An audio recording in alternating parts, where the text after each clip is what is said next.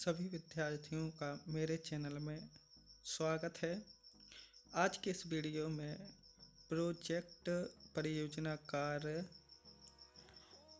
का प्रथम प्रगति प्रतिवेदन P1 प्रारूप P1, P2, P3 और P4 को समझने वाले हैं कि आपको किस प्रकार P1, P2, P3 लिखना है।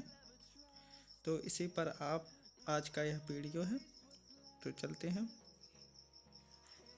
तो यहाँ पर P1 किस प्रकार लिखना है यहाँ पर देख सकते हैं।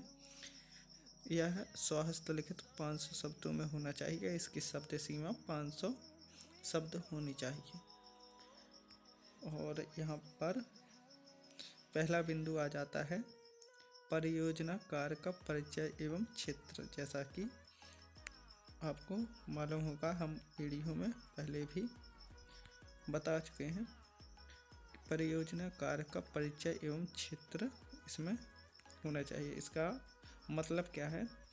इस बिंदु के अंतर्गत विद्यार्थी अपनी परियोजना का प्रारंभिक परिचय प्रस्तुत करेंगे, जिसमें कार्य का वृहत क्षेत्र और आवश्यकता एवं विषय वस्तु की परिकल्पना का विवरण दिया जाएगा। अर्थात इसमें आपको इसका वह क्षेत्र लिखना है, आवश्यकता और साथ में विषय वस्तु की परिकल्पना। जैसा कि विषय वस्तु P4 में हम बनाते हैं, वह आपको यहाँ पर लिखनी है। उसके बाद सेकंड आ जाता है परियोजना कार्य की योजना। परियोजना कार्य की योजना में प्रस्तावित कार्य की रूपरेखा।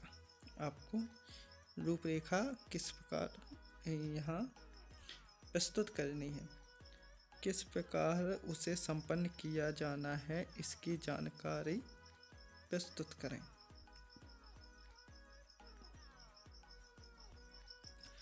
तो यहाँ पर परियोजना कार्य की रूपरेखा और किस प्रकार उसे संपन्न किया जाना है, इसकी जानकारी इस बिंदु के अंतर्गत लिखनी है। उसके बाद आ जाता है तीसरा बिंदु विद्यार्थी में कार्य विभाजन। समूह में कार्य करने वाले विद्यार्थियों के मध्य परियोजना से संबंधित कार्यों का समान तथा स्पष्ट विभाजन होना अनिवार्य है।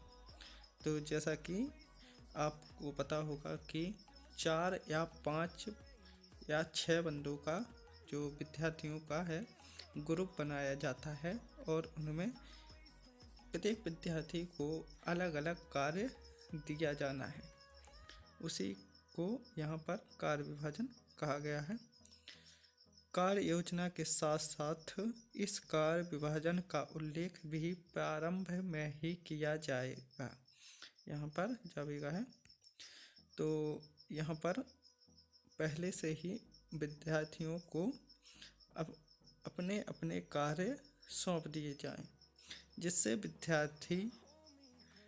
विद्यार्थियों के द्वारा संपन्न कार्य की पृथक पृथक मूल्यांकन के समय स्पष्टता हो सके। तो यहाँ पर प्रत्येक विद्यार्थी को उसके अलग अलग कार्य सौंप दिए जाएं और जिसका विवरण यहाँ इस बिंदु के अंदर आपको देना है। उसके बाद आगे चलते हैं। चौथा बिंदु है संबंधित कार्य स्थल संस्थान का विवरण जहाँ कार्य किया जाना है। तो इसके अंतर्गत आपको क्या लिखना है? परियोजना कार्य फील्ड सर्वे। जैसा कि यहाँ पर फील्ड सर्वे का जो विवरण है वह इसके अंतर्गत प्रस्तुत करना है। देखते हैं।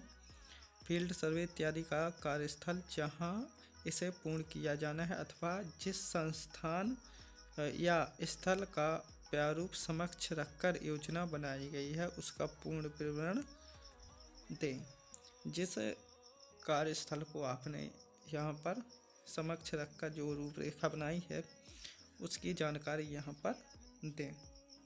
विषय की आवश्यकता के अनुरूप संस्थान के अंतर्गत कार्यों का विवरण एवं परियोजना कार्य से संबंधित कार्य प्रणाली का विवरण देना उचित होगा।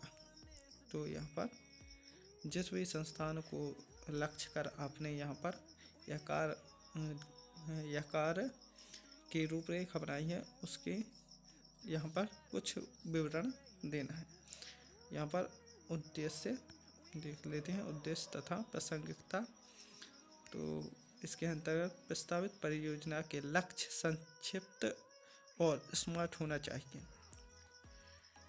तो यहाँ पर हम देख लेते हैं, स्मार्ट और संक्षिप्त, छोटा और अच्छा होना चाहिए। छोटा और अच्छा, स्मार्ट का यहाँ पर कुछ जानकारी दी गई है, तो यहाँ पर हम पढ़ लेते हैं। यहाँ विशिष्ट होने से अभिप्राय है कि परियोजना कार्य के पीछे स्पष्ट निश्चित उद्देश्य होना चाहिए। एक उद्देश्य होना चाहिए कि आपने जो यह कार्य के जो आपको शीर्षक मिला है उसका उद्देश्य क्या है, उससे लाभ क्या है।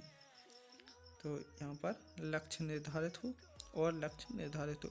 मापन योग्य का अर्थ है कि उद्देश्य को इस प्रकार से परिभाषित किया जाए कि यह सुनिश्चित किया जा सके कि प्रस्तावित उद्देश्य की पूर्ण आंशिक पूर्ति हो सकी है अथवा नहीं। साथ ही उद्देश्यों की वास्तविक प्राप्ति की सुनिश्चितता संभावना भी अवलोकनीय हो। परियोजना कार्य के उद्देश्य को कितने समय में, यहाँ पर कितने समय में किस प्रकार से पूर्ण किया जा सकेगा, इसका भी कथन कार्य योजना में होना चाहिए। तो इसकी कुछ जानकारी यहाँ पर दी गई थी। परियोजना की उपयोगिता, परियोजना कार्य की क्या उपयोगिता है। वास्तविक जीवन में प्रासंगिकता और इसके अनुप्रयोग के बारे में इस रिपोर्ट में लेखन किया जाना चाहिए। जो A1 है उस P1 है, इसमें आपको यह सब लिखना है। उसके बाद आ जाता है हमारा P2 प्रारूप P2, जिसमें यहाँ पर प्रोजेक्ट परियोजना कार्य का द्वितीय प्रगति प्रतिवेदन स्वास्थ्य लिखित 500 शब्दों में, अर्थात इसकी 500 शब्द सीमा है। और आपको इसमें क्या लिखना है यह भी हम यहाँ पर बताने वाले हैं। जैसा कि यहाँ पर आप देख सकते हैं, पहला बिंदु है परियोजना कार्य प्रणाली वर्क फ्लो। तो यहाँ पर फ्लो का मतलब है परियोजना कार्य में की जाने वाली कार्यवाही, चरण और उनके क्रम के बारे में इस रिपोर्ट में लेखन किया जाए। जो आपने कार्य किया है और आपका कार्य किस प्रगति से आगे बढ़ रहा है, आपने अभी तक क्या अचीव किया है अपनी परियोजना में, उसका विवरण आपको इस बिंदु के अंतर्गत देना है। उसके बाद जानकारी संग्रह, फील्ड सर्वे का विवरण, आपने क्या जानकारी संग्रह की है और फील्ड सर्वे जो आपने किया ही होगा तो उसकी भी जानकारी यहाँ पर दे देनी है। परियोजना संबंधित सर्वे, आवश्यक जानकारी संग्रह, प्रक्रिया की जानकारी आदि इस बिंदु के अंतर्गत आपको यहाँ प्रस्तुत करनी है। साहित्य समीक्षा, साहित्य समीक्षा में इस परियोजना से संबंधित पूर्व कार्य, तकनीकी पक्ष, साहित्य आदि का प्रमाणिक लेखा जोखा प्रस्तुत करें। तो यहाँ पर आपको साहित्य की समीक्षा करनी है, जिसमें पूर्व कार्य और तकनीकी पक्ष और साहित्य का प्रमाणिक लेखा जोखा यहाँ पर प्रस्तुत करना है। उसके बाद कार्य विभाजन के अनुरूप कार्य की प्रगति पृथक पृथक। तो यहाँ पर समूह में कार्य करने वाले विद्यार्थियों के मध्य परियोजना की विभिन्न कार्यों का विभाजन किया गया है। जैसा कि आपने विद्यार्थियों को अलग अलग कार्य दिए थे, उनकी प्रगति यहाँ पर अलग अलग विद्यार्थी द्वारा प्रस्तुत करनी है कि किस विद्यार्थी ने अपने कार्य को कितना पूर्ण किया है, उसकी जानकारी यहाँ पर देनी है। उसके बाद यहाँ पर आगे चलते हैं P3 के बारे में। प्रारूप P3 और परियोजना कार्य का तृतीय प्रगति प्रतिवेदन स्वास्थ्य लिखित 5 शब्दों में, जिसका पहला बिंदु है विद्यार्थी द्वारा संपादित कार्य का विवरण प्रत्येक विद्यार्थी द्वारा पृथक पृथक। जैसा कि यहाँ पर देख सकते हैं आप, तो यहाँ पर अभी विद्यार्थियों द्वारा अलग अलग प्रगति जो पृथक पृथक कार्य आवंटित किए थे उसका विवरण देना है। उसके बाद जानकारी आंकड़ों का विश्लेषण। एकत्रित जानकारी संख्यात्मक आंकड़ों का सांख्यिकीय और तकनीकी विश्लेषण का आधार यहाँ पर प्रस्तुत करना है। जो भी आपकी जानकारी है आंकड़ों से संबंधित या संख्यात्मक आंकड़े हैं, उनकी जानकारी यहाँ पर देनी है। उसके बाद यहाँ पर तीसरा है विश्लेषण की प्रविधि अनुपयुक्त तकनीक। जानकारी एवं परिणाम को विश्लेषण करने की प्रविधि का चुनाव, प्रक्रिया का पूर्ण विवरण, औचित्य, त्रुटि, परिणाम का विश्लेषण, अपेक्षित परिणामों के संदर्भ में तुलना। तो यहाँ पर इसकी जानकारी दे देनी है। उसके बाद परियोजना कार्य में आने वाली चुनौतियाँ।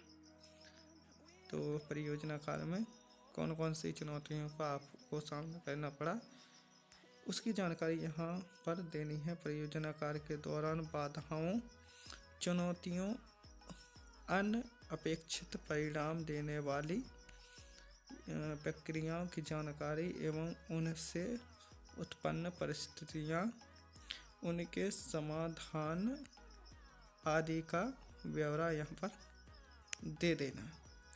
उसके बाद चलते हैं P4 की तरफ। यह प्रोजेक्ट परियोजना की अंतिम रिपोर्ट है। यहाँ पर देख सकते हैं P4 स्वास्थ्य लिखित न्यूनतम 5000 शब्दों में यह पूरी होगी। यहाँ पर आप देख सकते हैं परियोजना कार्य का विषय, शीर्षक, उसके बाद विद्यार्थी का मौलिकता घोषणा पत्र और पर्यवेक्षक निर्देशक का अनुमोदन पत्र। अगर हो सके तो हम आपको यह उपलब्ध करा देंगे कि किस प्रकार के होते हैं, तो इसके बारे में जानकारी दे देंगे। उसके बाद यहाँ पर बहुत सी जानकारी दी गई है, जैसे कि यहाँ पर हम पूरी दिखाने की कोशिश करेंगे।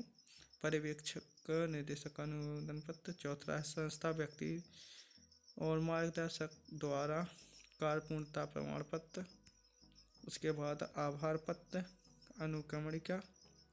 अनुक्रमणिका की जानकारी भी हमारे पास है और आभार पत्र की भी जानकारी है।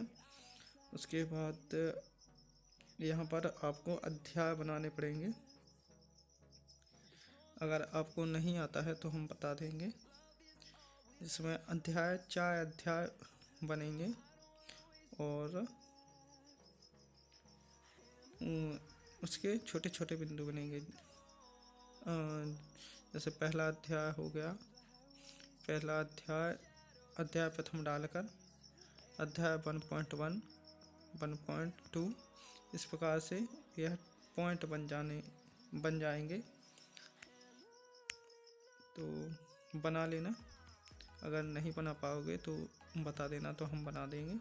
परियोजना कार्य का परिचय, पृष्ठभूमि, साहित्य समीक्षा या पूर्व जानकारी आपको इस P4 में आपको लिख देनी है।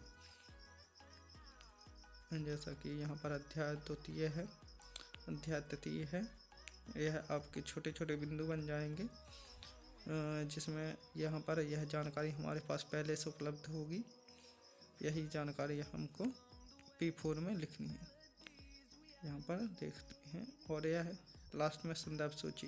संदर्भ सूची में यह जानकारी आपको कहाँ से मिली, कैसे प्राप्त हुई, क्या माध्यम है इसे प्राप्त करने का, इसकी जानकारी संदर्भ सूची में आ जाती है।